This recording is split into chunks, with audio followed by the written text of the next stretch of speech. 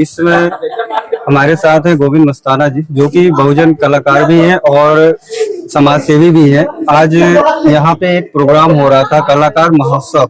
अच्छा, नमस्कार भैया। जी नमस्कार।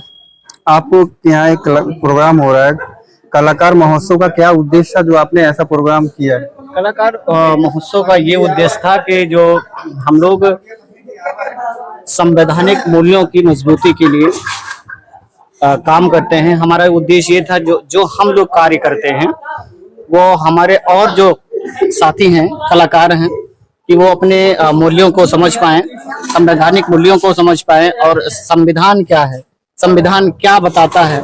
कि संविधान में है कि सबको न्याय मिलना चाहिए, सबको समता का अधिकार मिलना चाहिए, सबको स्वतंत्रता का अधिकार। आपने अम्बेडकर मिशन को क्यों चुना?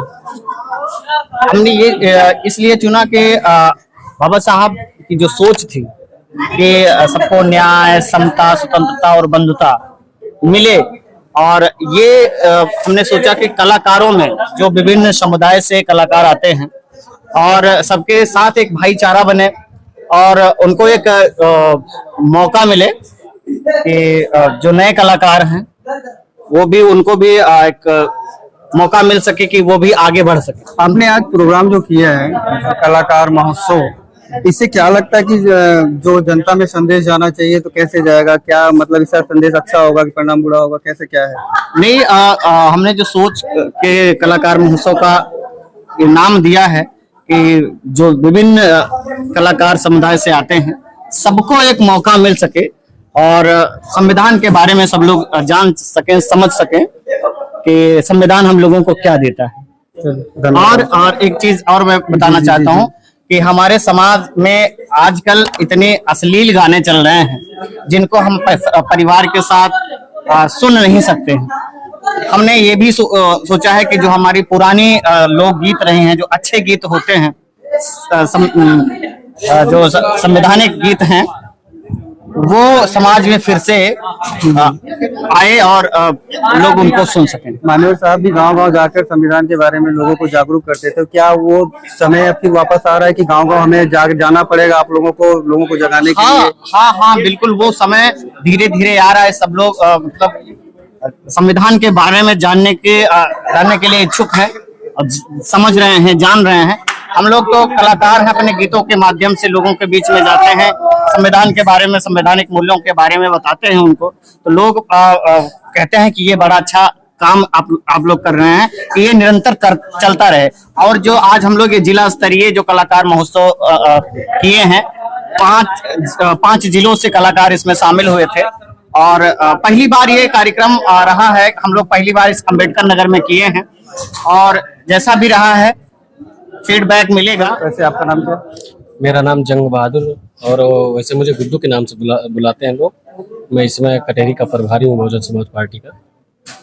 सर ये बताइए, आजाद भारत के पहले दलितों को लोग देखना पसंद नहीं करते थे, आज भी महोत्सव मनाया जा रहा है गांव-गांव जाके, और कई जगह ऐसे भी सिटी गांव में भी। हाँ, ये कहीं न कहीं आजाद भारत के पहले जब हम लोग गुलाम थे तो हम लोगों को कोई पूछता नहीं था, लेकिन आजादी के बाद जब हमको संविधान मिल गया, बाबा साहब अम्बेडकर जी का पवित्र, साफ, सुंदर, खूबसूरती संविधान मिली, तो संविधान में मिले अधिकार की बदौलत आज हमको मान सम्मान स्वाभिमान से जीने का मौका मिला।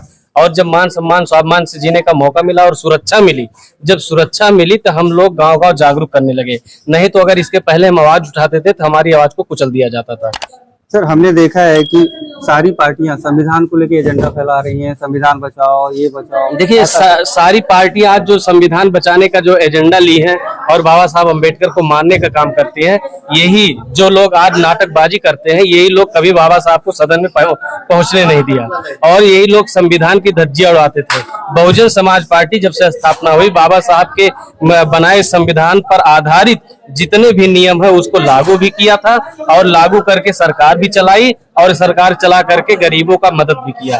और जब विपक्षी ने जाना कि बहुजन समाज पार्टी गरीबों की मसीहा बन गई है और गरीबों के लिए काम कर रही है, तो इसलिए सभी पार्टियों ने बाबा साहब को मानना शुरू कर दिया और संविधान को अपना उद्देश्य बनाना शुरू कर दिया। अभी 2024 के इलेक्शन में देखा गया है कि इलेक्शन के पहले सारे लोग संविधान, सारे नेताओं की बात नहीं कर रहा हूँ, जिसमें सबको आते हैं, सारे लोग संविधान लेके दौड़ते, संविधान बचाओ, लेकिन जीतने के बाद फिर वही पुरानी रीति परंपराएं चालू हो गई है। हाँ, मैं बताऊं, संविधान बचाने के लिए बहुत सारे लोग ऐसे आए थे कि संविधान बचाने के उद्देश्य से आए थे, लेकिन जब सदन में पहुंच गए वही लोग, आज संविधान के आधारित कोई काम नहीं हो रहा है, ना तो उनका अनुपूरक बजट अच्छा आ रहा है, ना गरीबों के हित में कोई बजट है, ना शिक्षा के हित में बजट है। बाबा साहब का जो मिशन था उस मिशन पर उनका कोई बजट नहीं है, इसलिए हम कैसे मान ले कि ये लोग संविधान बचाने निकले। कहा जाता है दलित समाज के लोग ज्यादातर तो नशे की आदती में है, तो वो जब नशे में रहेंगे तो संविधान कैसे, मतलब बाबा साहब के आपके रास्ते पे कैसे चल सकते हैं? कहीं न कहीं हमारे समाज के लिए नशा थोपा गया था, और थोपने के साथ साथ उसको शिक्षा नहीं मिली, शिक्षा बाधित थी, और जब शिक्षा मिलने लगा तो कहीं न कहीं हमारे लोग शिक्षा लेते भी नहीं है। तो ये आज जो कार्यक्रम हुआ था, देखिए शिक्षाएं 3 प्रकार से ली जा सकती हैं, या तो पढ़ करके, या तो सुन करके, या तो देख करके। तो कहीं न कहीं कला के माध्यम से देखा भी जा सकता है, विद्वानों के माध्यम से सुना भी जा सकता है, किताब के माध्यम से पढ़ा भी जा सकता है। तो हमारा समाज अब पढ़ रहा है और पढ़ करके अब आगे बढ़ा, जरूर पालन करेगा।